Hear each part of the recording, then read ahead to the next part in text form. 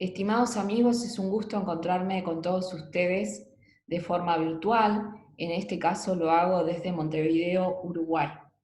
Quiero empezar felicitando y agradeciendo a la federación que integramos, a la FIAINAPE, a las asociaciones participantes de este seminario y al Instituto Nacional de Administración Pública de España, y a todos quienes hacen posible que, a pesar de esta difícil situación de pandemia que nos ha tocado sobrellevar durante el año 2020, hagamos el esfuerzo desafiante para encontrarnos de forma virtual. Con mi exposición pretendo abrir la conversación sobre un tema que se ha agravado durante la pandemia de COVID-19 y que involucra a la mitad de la población mundial, que somos las mujeres. Me estoy refiriendo al virus de la violencia de género, un virus que mata. Y ese es el título que he dado a mi exposición y la que quiero empezar a comentar. Sabido es que cuando la Organización Mundial de la Salud declaró la pandemia mundial a principio de año, debido al COVID-19, nuestras vidas cambiaron y los gobiernos comenzaron a buscar estrategias y formas para hacer frente a esta enfermedad altamente contagiosa y, si se quiere, desconocida, que a la fecha ha provocado la muerte de más de 1 millón de personas y tiene más de 3 millones de contagios en el mundo. Es así que las medidas de confinamiento se consideraron útiles para reducir contagio y la mayoría de los estados establecieron la cuarentena, o sea, la obligatoriedad de no salir a la calle, de quedarnos en nuestras casas, como medida de salud pública. De esta forma, se pretende reducir la propagación de los contagios que provoca esta enfermedad.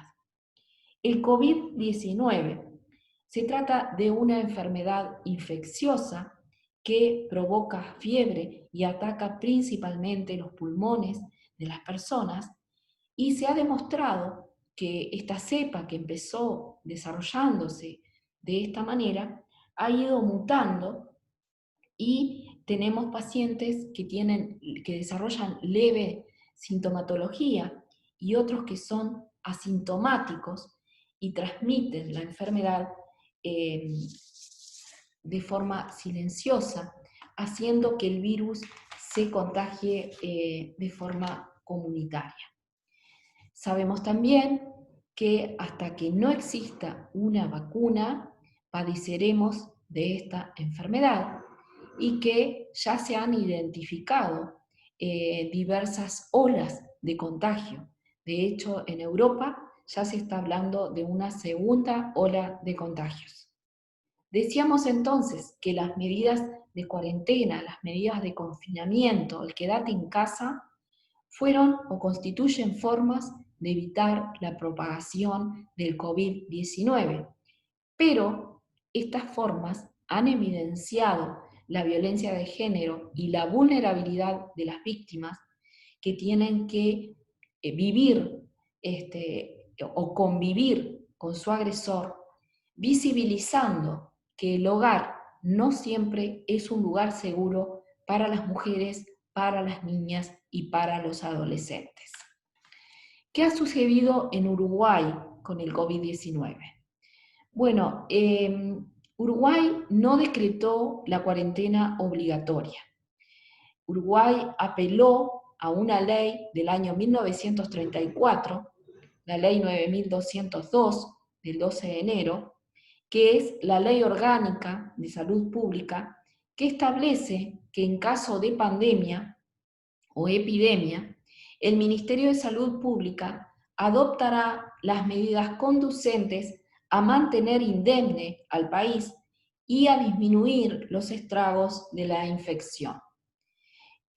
A través de un decreto del Poder Ejecutivo, fechado el 13 de marzo del 2020, fecha en la cual se conocieron los primeros 4 casos de COVID en el Uruguay, se decretó el estado de emergencia sanitaria y se suspendieron espectáculos públicos, se determinó el cierre preventivo de centros turísticos, se suspendieron las clases en centros educativos públicos y privados, los lugares destinados al trabajo y atención al público quedaron en suspenso por 15 días y se debían o se debe aún cumplir con las recomendaciones que realiza el Ministerio de Salud Pública.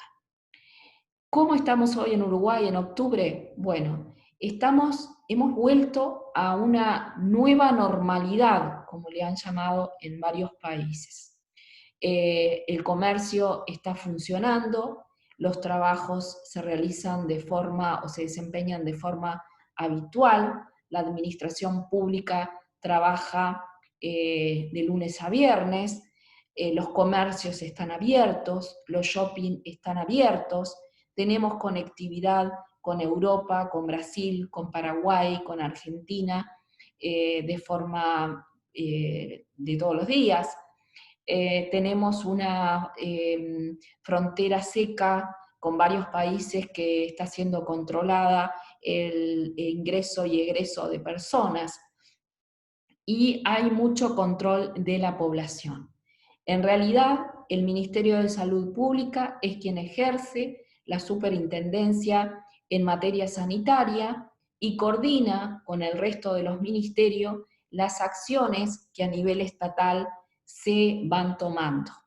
El Poder Ejecutivo cuenta con un grupo de expertos que es quien le hace las recomendaciones sobre las medidas que se tienen que adoptar.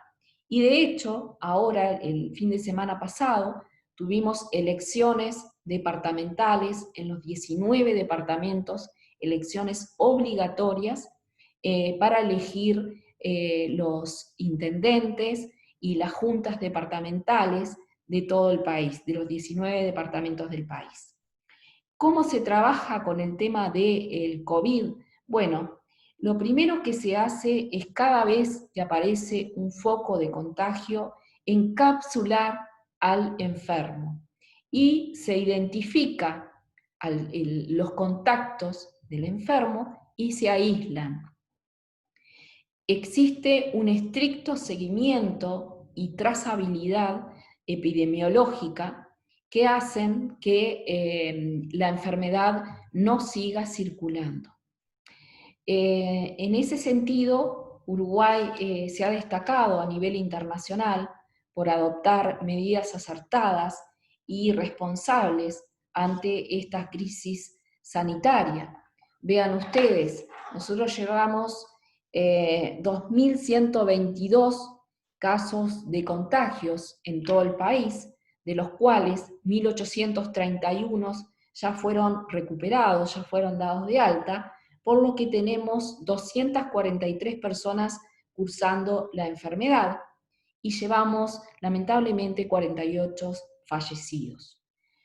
Sin embargo, y a pesar de todo esto, a pesar del orgullo que esto nos provoca, la violencia contra las mujeres, niñas y adolescentes ha escalado a niveles insospechados y luce su peor faceta, que la constituye la violencia intrafamiliar, sea esta la violencia física, la violencia sexual o la violencia psicológica.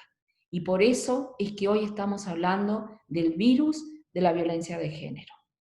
En lo que va del año, llevamos 7 meses de pandemia y llevamos 48 fallecidos por el virus, pero también llevamos 22 mujeres muertas por feminicidio. Este dato dramático de la situación que vive nuestro país, tenemos que mejorar, tenemos que combatir. Este dato nos debe interpelar a todos como sociedad, pero también el Estado tiene que impulsar políticas públicas destinadas a visibilizar la violencia extrema que enfrentan mujeres uruguayas y aniquilar a su vez la discriminación y el machismo. 22 mujeres muertas es demasiado para una sociedad de 3,5 millones de habitantes. ¿Qué se ha hecho y qué se puede hacer? Como servidores públicos muchas veces tenemos la obligación de pensar cuáles políticas públicas, cuáles medidas pueden ser las mejores para superar una situación como esta que comentábamos. Bueno, convengamos que esto no es un tema solo de Uruguay. El tema de la violencia de género es un tema que se replica en todos los países y que América Latina ha visto acrecentado con el tema de la pandemia. En realidad, lo que se ha visto en la mayoría de los países es la creación o la existencia de call center, o sea, líneas telefónicas gratuitas y también a través de mecanismos de redes sociales para denunciar a las parejas o a los convivientes. En este sentido, la existencia de estas herramientas importa que sean eficientes y que sean seguras para que den resultado.